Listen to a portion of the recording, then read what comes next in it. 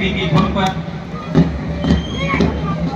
अपने कला कौशल का प्रदर्शन कस्तूरबा गांधी आवासीय विद्यालय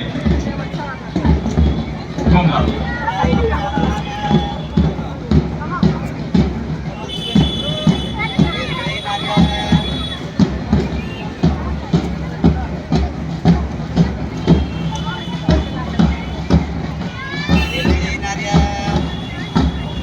उत्कृष्ट कार्य करने वाले पदाधिकारियों का मैं नाम एक बार घोषित कर रहा हूं। कृपया मंच पर शीघ्रता करेंगे। इस हेतु पंक्तिबद्ध यहाँ पर खड़े होंगे। स्वास्थ्य विभाग में उत्कृष्ट कार्य करने के लिए उपाधीक्षक महोदय श्री अनुपम किशोर, वरीय चिकित्सा पदाधिकारी डॉक्टर शकुंतला,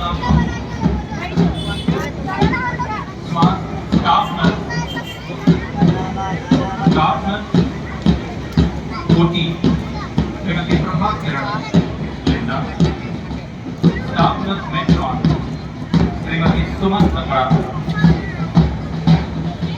और सहिया जयमंती असुर।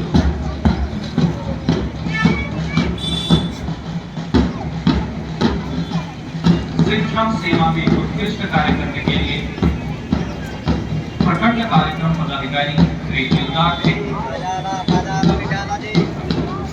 विशिष्ट विभागीय